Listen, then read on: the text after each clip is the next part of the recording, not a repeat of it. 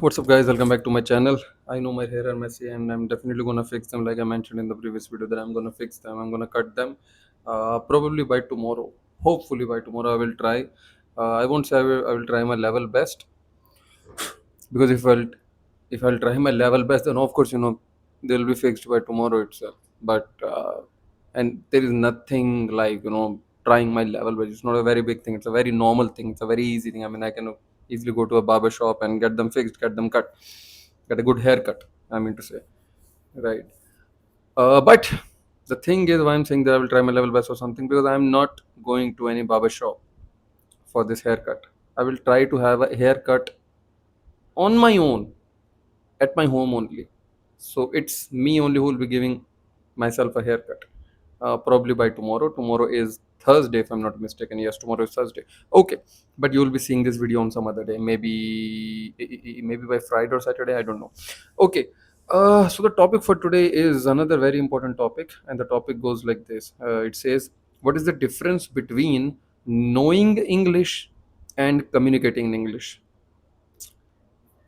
See, let me simplify it for you. I mean, I will try to keep things as simple as possible. Knowing English is something that English, right? Most of the people, and I will speak this in Indian context, and not just Indian context, but in context of everybody. I mean, every non-English speaking country where people are learning English, right? Maybe it's their second language or third language or fourth language or whatever number of language, means they are in the learning phase. So there are so many people across the globe who know some English. They know some English, they can understand some English. uh, Sometimes they can understand English well, at least while being in a conversation or when somebody asks them something, they understand it. But problem arises when they have to answer, right? When they have to answer in English as well, when they themselves have to speak in English, that's where the problem arises. So knowing English is a different thing, that you can read some English, you can understand English. uh, how can you understand English, and how can you read English, right? How can you watch you know some English on your screen and understand it? This is possible because you know English, right? You know English.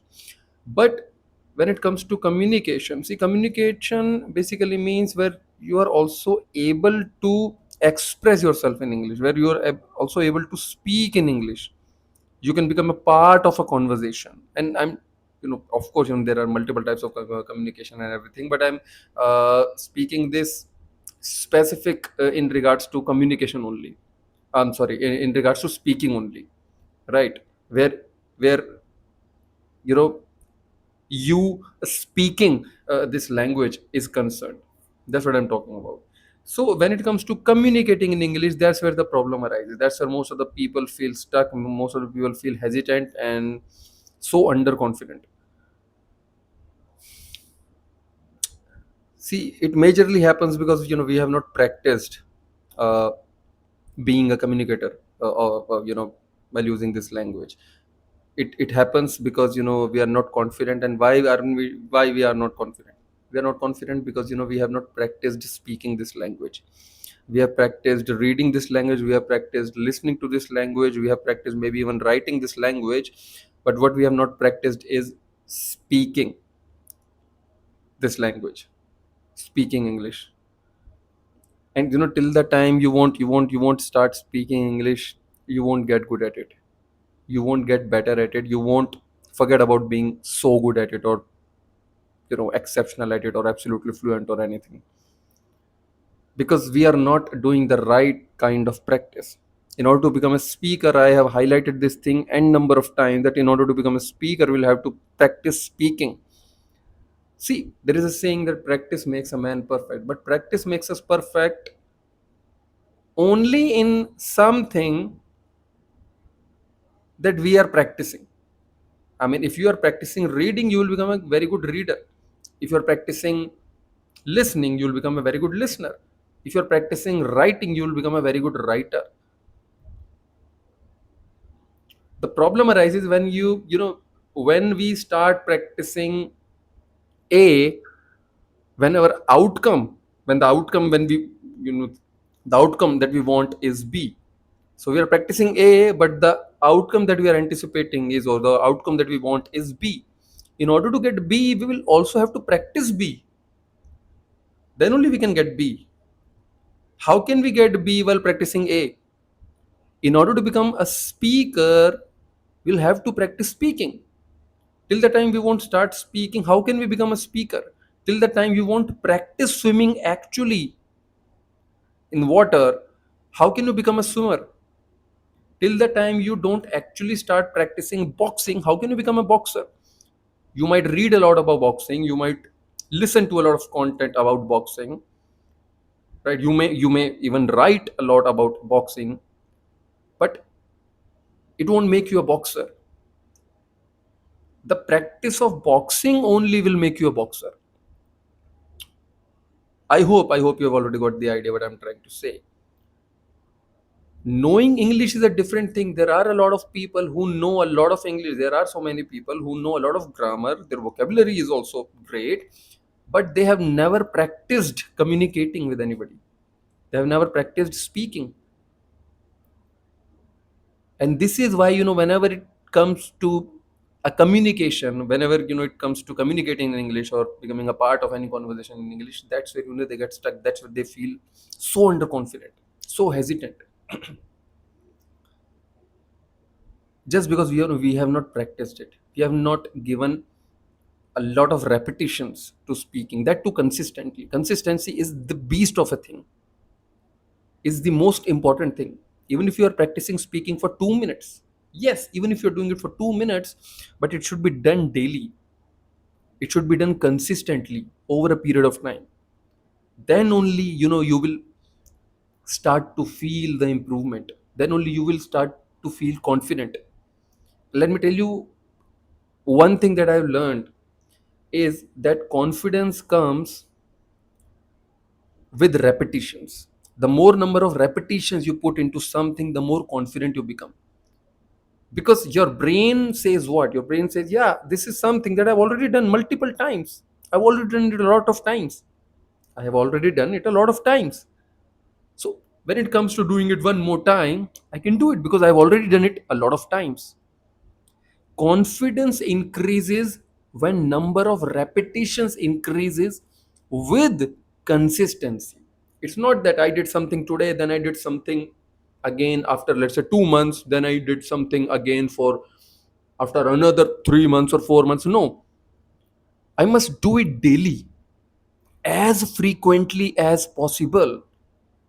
Then only I'll start to feel confident, because that's when you start to understand things really well.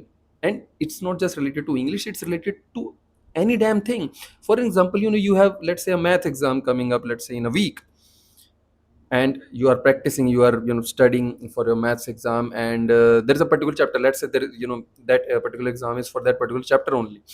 And you have practiced all the questions, all the sums related to the chapter, and you have already solved them multiple times.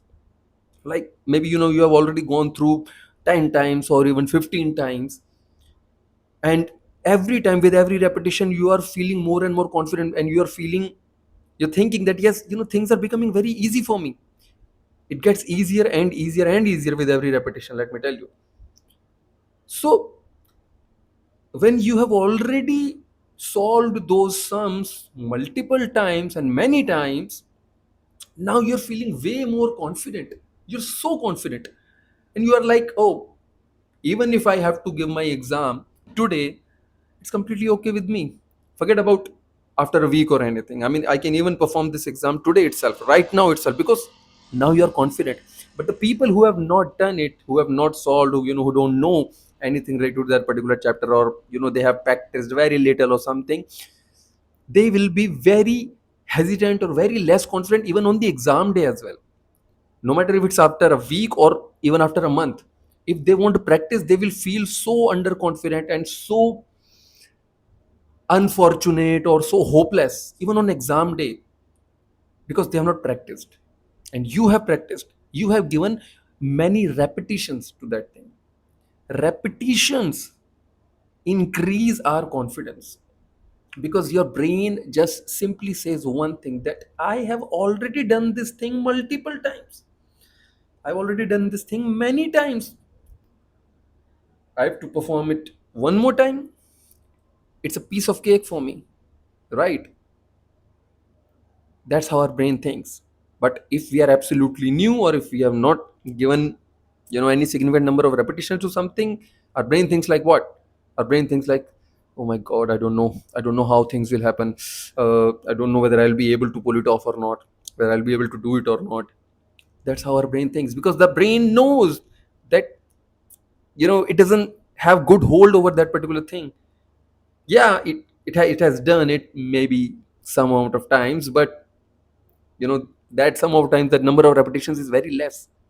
Or maybe you have not even tried it once, or maybe you have just tried it like, once or twice only. So your brain is in a big dilemma. I hope you are getting what I'm saying. In order to become more confident, you will have to increase number of repetitions. I'm really very sorry, sometimes I repeat a lot. It's just to, so that I just want to make sure you guys understand things really well. That's the only motive, nothing else. All right. uh, I think that's all in this video. And if I have to repeat this thing one more time, I will again say like this. uh, Knowing English is a different thing. We all know some decent amount of English. We all have a lot of words already in our head. We all already know some decent amount of grammar also, although grammar is not required to become a fluent speaker. That's another reality. But still, if you know grammar, it always enhances your, the quality of your speech, the quality of your English. That's another thing. So we all already know some good amount of English, but still we are not confident. We can't communicate in English. Communicating in English is a different thing. Knowing English is a different thing. In order to become a good communicator of English language, as far as speaking is concerned, you will have to practice speaking. Till the time you won't practice speaking, you won't start speaking English, and you won't start practicing it consistently on a daily basis, you won't be able to speak in English. You won't be able to communicate in English. In order to become a good communicator with English language, the basic requirement is to have the ability to speak in English.